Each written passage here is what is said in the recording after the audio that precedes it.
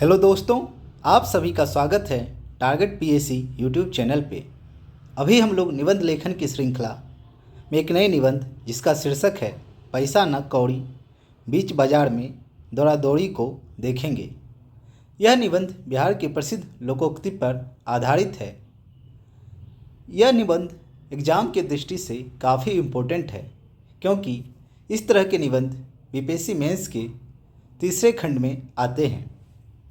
तो आइए शुरू करते हैं। सबसे पहले हम इसकी भूमिका को देखते हैं।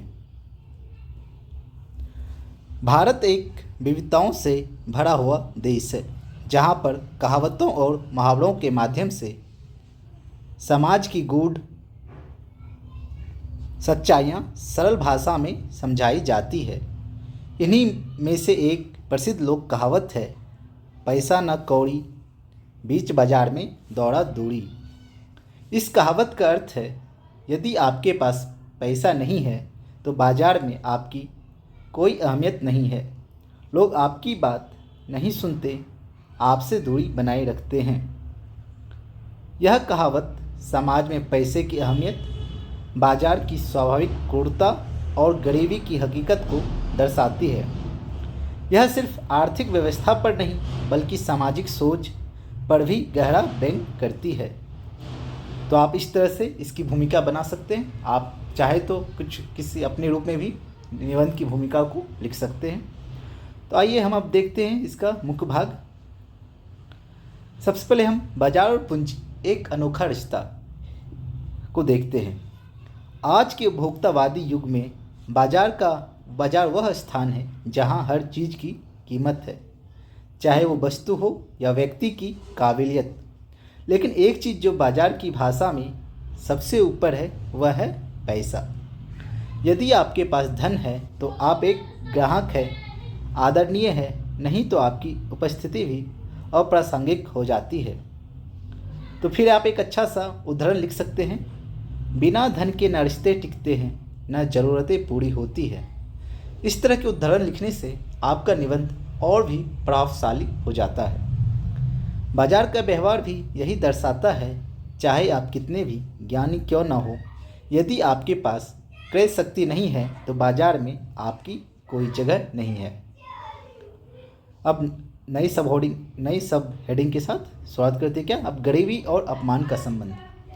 आप जब गरीब हैं तो आपका कैसा संबंध होता है अपमान के साथ, ये देखते हैं। जब किसी के पास पैसा नहीं होता तब उसे केवल वस्त्र, भोजन और दवा की ही नहीं बल्कि सम्मान की भी कमी झेलनी पड़ती है। लोग नज़रों से नीचे देखने लगते हैं। यही दौड़ा दूरी का रूप है। आर्थिक रूप से कमज़ोर लोगों से दूरी बना लेना, उन्हें उपेक्षित करना। फिर आप एक उदाहरण लिख सकते हैं। क्या?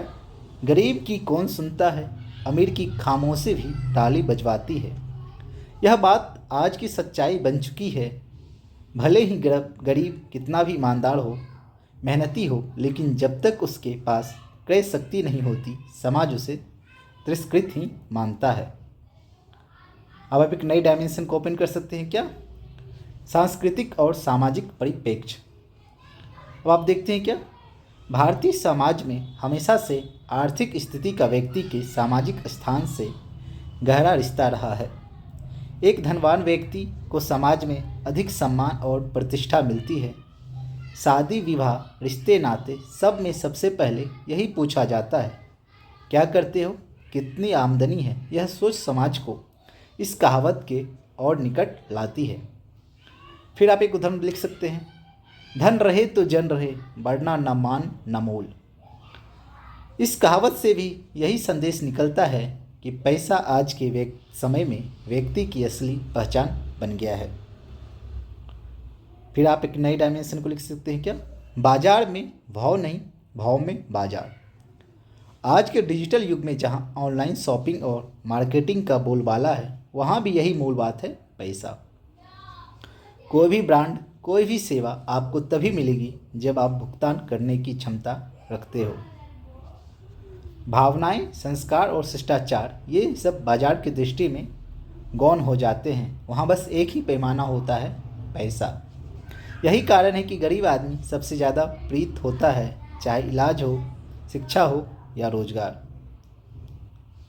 आप नए डायमेंशन को देख सकते हैं क्या? शिक्षा और स्वास्थ्य पैसा बनाम अधिकार। शिक्षा और स्वास्थ्य जैसे मूलभूत अधिकार भी आज बाजार के दायरे में आ चुके हैं। प्राइवेट स्कूलों की फीस इतनी अधिक होती है कि गरीब अपने बच्चों को वहां पढ़ाने की सोच भी नहीं सकता। अच्छे अस्पताल में इलाज तभी संभव मिलता है जब मोटी रकम जमा कराई जाए। फिर आप एक उदाहरण लिख सकते हैं, धन ना हो तो शिक्षा भी दूर, स्वास्थ्य भी मजबूरी। ऐसे में यह कहावत फिर से सार्थक होती है, पैसा न कौड़ी, बीच बाजार में दौड़ा दूरी। आप इस तरह से बार बार अपने जो शीर्षक का हेडिंग है उसको मेंशन करते रहें, ताकि आपको भी लगे कि आप टॉपिक से ना भटक रहे हैं। फिर आप देख सकते हैं कि राजनीति और पैसों का मेल कैसा है। राजनीतिक दृष्टि से आज पैसा एक महत्वपूर्ण भूमिका निभाता है। चुनाव लड़ने से लेकर प्रचार प्रसार तक सब पैसे पर आधारित है। आम आदमी को तब तक कोई नहीं पूछता जब तक उसके पास आर्थिक या सामाजिक ताकत ना हो। गरीबों की आवाज़ भी तब तक अनसुनी रहती जब तक वह वोट में न बदले। फिर आप एक उदाहरण लिख सकते हैं, गरीब की पुकार तब तक सुनी जाती है जब वो वोट में तब्दील हो। इस व्यंग्यात्मक सत्य को हम हर चुनाव में देख सकते हैं। तब सवाल उठता है कि इसका समाधान क्या हो? क्या है समाधान? इस व्यवस्था से पार पाने के लिए समाज में समानता और सहानुभूति की भावना जरूरी है।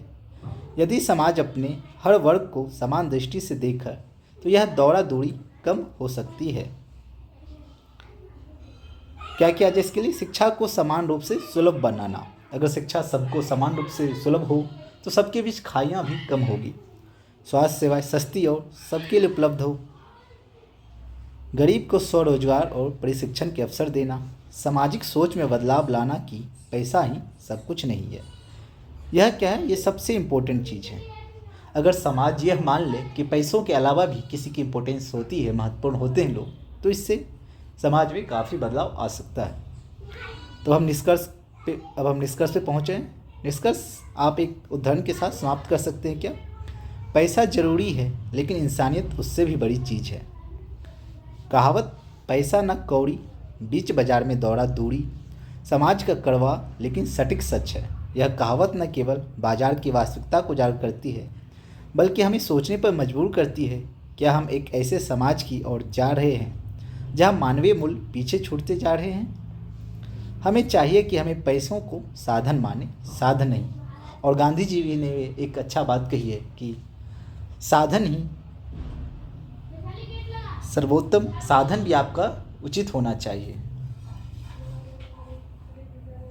क्योंकि अंततः समाज तभी आगे बढ़ेगा जब उसमें हर व्यक्ति को समान अवसर और सम्मान मिलेगा, चाहे उसके पास पैसा हो या नहीं।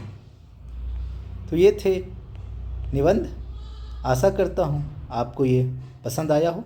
अगर कोई आप सुझाव देना चाहते हैं तो कमेंट बॉक्स में लिख सकते हैं। मिलते हैं किसी नई वीडियो में, तब तक के लिए धन्यवाद। जय हिंद।